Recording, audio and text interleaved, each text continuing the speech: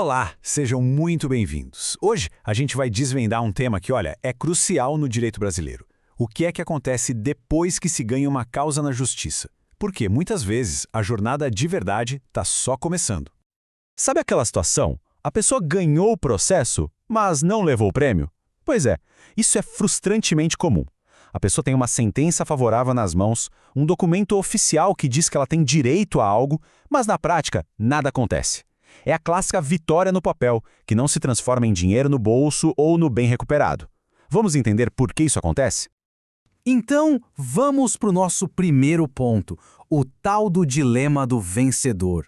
Essa vitória no papel que a gente acabou de falar cria uma situação bem curiosa. A pessoa tem o direito reconhecido, mas, para torná-lo real, precisa começar uma nova jornada. É exatamente aqui que o processo entra em uma nova fase, a fase de transformar a decisão do juiz em algo concreto. E o nome dessa fase é execução. Uma boa forma de pensar nisso é como se fosse a mão do Estado agindo. Quando a parte que perdeu não cumpre a ordem por bem, o Poder Judiciário ativa seus mecanismos para forçar esse cumprimento. No fim das contas, é a busca para que a justiça seja de fato efetiva. Mas para acionar essa mão do Estado, não basta só a vontade de quem ganhou. É preciso ter uma chave formal, um documento que autorize o sistema a agir. E essa chave tem um nome específico: título executivo. Pense nele como um ingresso indispensável para poder começar a cobrança forçada. E olha, essa ideia de precisar de um ingresso formal não é nada nova. Isso vem lá do direito romano, com o princípio que dizia nulla executione sine titulo. A lógica é a mesmíssima até hoje. Sem um título, não existe execução. É a regra de ouro que garante que a máquina de cobrança do Estado só seja usada quando a dívida está ali, formalmente reconhecida. E claro, não é qualquer documento que serve como esse título. Para ser válido, ele precisa preencher 3 requisitos fundamentais, como um checklist. Primeiro, a certeza, que confirma que a obrigação realmente existe. Segundo, a liquidez, que define exatamente o que ou quanto se deve, sem espaço para dúvida. E por fim, a exigibilidade, que significa que a dívida já venceu e pode ser cobrada agora. Passou nesses 3, o título está pronto para ser usado. Certo.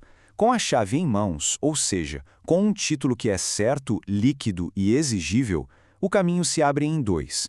Existem basicamente 2 rotas para fazer a execução, e a escolha vai depender se a decisão do juiz ainda pode ser mudada por algum recurso ou não. De um lado, a gente tem a execução provisória. Ela acontece quando o processo ainda não acabou de vez, mas já existe uma decisão que pode ser cumprida.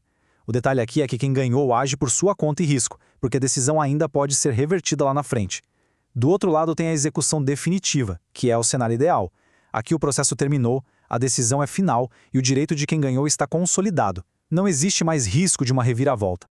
Então vamos focar no caminho mais sólido, a execução definitiva. É aqui que o direito de quem venceu já foi confirmado, sem mais discussão. E aí, como funciona o plano de jogo para transformar essa decisão em realidade? O sistema tem um passo a passo bem definido. O primeiro número que a gente precisa ter em mente é este: 15 dias. Depois de ser intimado formalmente, o devedor tem um prazo de 15 dias úteis para pagar a dívida por vontade própria. É a última chance de resolver a questão sem maiores consequências. Agora, se esses 15 dias passarem e o pagamento não acontecer, as consequências são imediatas e automáticas. O valor da dívida aumenta na hora, com uma multa de 10% e mais 10% de honorários de advogado. Ou seja, a lição aqui é clara: a demora custa caro. Depois que esse prazo acaba, a natureza do processo muda completamente. Deixa de ser um pedido para o devedor pagar e passa a ser uma ordem de execução. O juiz então manda expedir um mandado e o sistema começa a procurar ativamente os bens do devedor que possam pagar aquela dívida. E o judiciário tem um verdadeiro arsenal de ferramentas para isso. A mais comum é a penhora, que é o bloqueio de contas bancárias, de imóveis, de veículos. Mas vai além. O juiz pode determinar o protesto da sentença e a inclusão do nome do devedor em cadastros de inadimplentes, como o Serasa e SPC.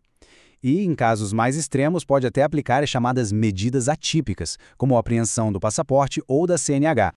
Mas, espere um pouco. E o devedor? Ele fica sem voz durante todo esse processo? Não. O sistema também garante o direito de defesa dele. Existe um mecanismo específico para contestar essa cobrança, e ele tem um nome próprio. Essa defesa se chama impugnação ao cumprimento de sentença. Ela é apresentada dentro do mesmo processo e é a oportunidade que o devedor tem para apontar falhas ou qualquer irregularidade na execução que foi iniciada contra ele. E quais são os argumentos que ele pode usar? Bom, a lei define. O devedor pode alegar, por exemplo, que o valor cobrado é maior do que o devido, o que a gente chama de excesso de execução. Ele pode também questionar uma penhora que foi feita de forma incorreta ou até provar que a dívida já foi paga ou prescreveu depois da data da sentença. As possibilidades estão todas listadas lá no artigo 525 do Código de Processo Civil. E isso tudo nos leva à reflexão final. Todo esse processo de execução é, na verdade, um delicado equilíbrio. De um lado, a necessidade de garantir que as decisões da justiça sejam eficazes, que o credor receba o que é dele por direito. Do outro, a obrigação de proteger as garantias do devedor como o devido processo legal. A questão que fica é como o sistema judicial calibra essa balança todos os dias. É um desafio constante.